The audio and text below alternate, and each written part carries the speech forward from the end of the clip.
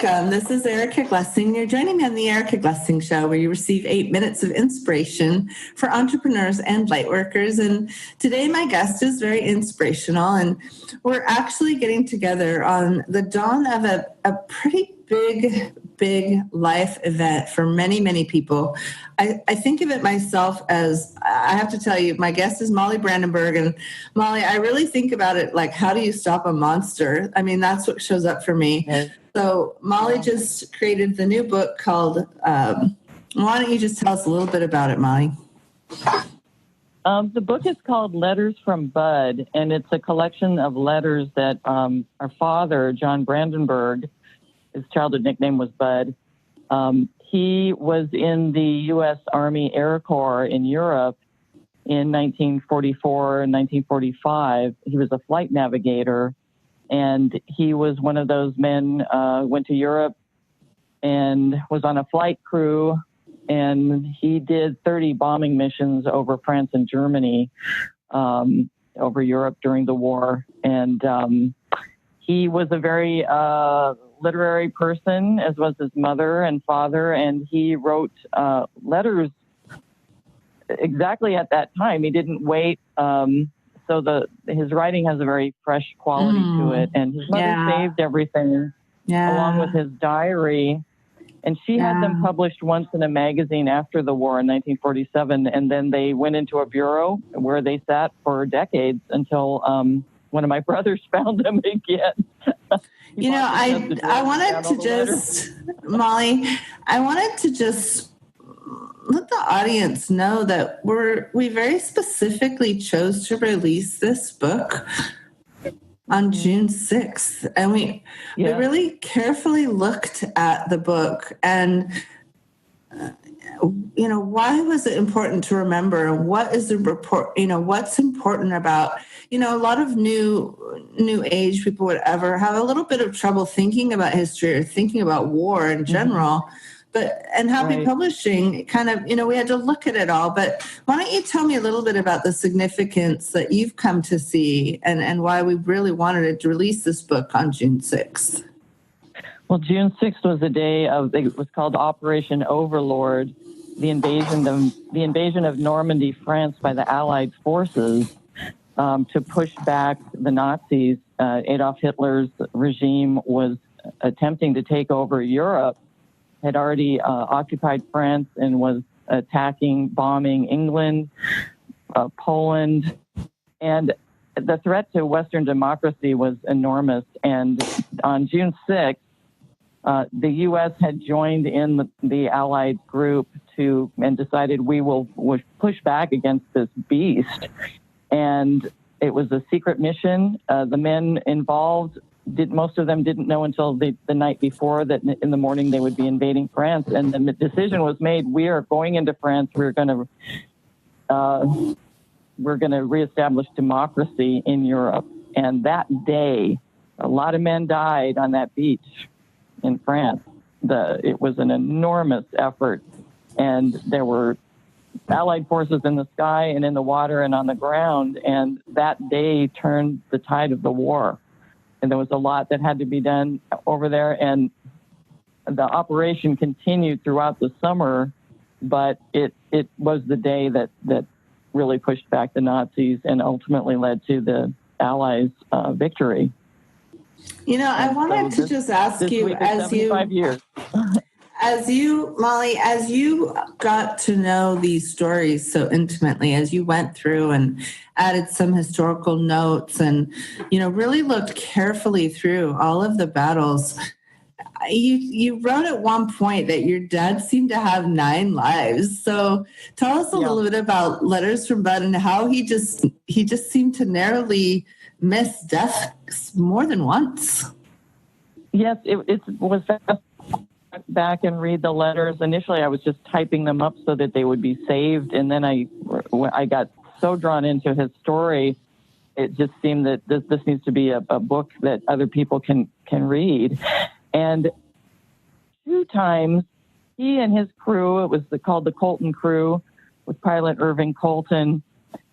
The men did mission after mission after mission. Then they would get a break to go on leave, and they loved to go to London. they went to London, had a great time, saw the shows, relaxed, came back. They were stationed just it was called Pickenham, just north of London. Came back. He said the Quonset huts were dark. All the planes had been shot down. Wow. Pretty much. And this unit he was in, called the 492nd Bomb Group, had one of the highest casualty rates of any group at all in the forces. They were just obliterated. And he and his crew, 2 times, they went on leave, came back, and discovered almost everyone had been shot down. And then even at the end of that part of their service, they left the group. They'd done all their run of missions, and then found out 27 out of 30 planes had been shot down in the last run after they'd left it. So he just kept narrowly missing catastrophe, and lived to tell the tale. And little did we know growing up that is what he'd experienced. Well, in my last question to you, and I know an 8-minute podcast is almost impossible for this topic, I wanted to ask you, I know you have a niece, and I have a 16-year-old daughter and a 17-year-old son. What can we say to the young people? What kinds of things showed up for you that you might, if you could just tell them anything of lessons learned, or do you know what I'm saying? Just takeaways from this whole experience of World War II, and history really came to life for you by doing this book. Yeah. Maybe just share with us what you would say if you were speaking to a group of teens or something. Well, I think what it's shown me is that, these are very young people doing this. We think of World War II veterans as old people, but these were teenagers and people in their young 20s.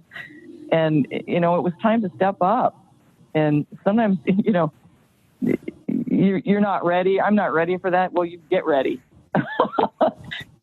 because you have to, because people are dying. And, when something is really terrible, you got to be strong. It's like somebody sees a car is going to hit a child. You jump in front of the car. I mean, you just do it. And they did it.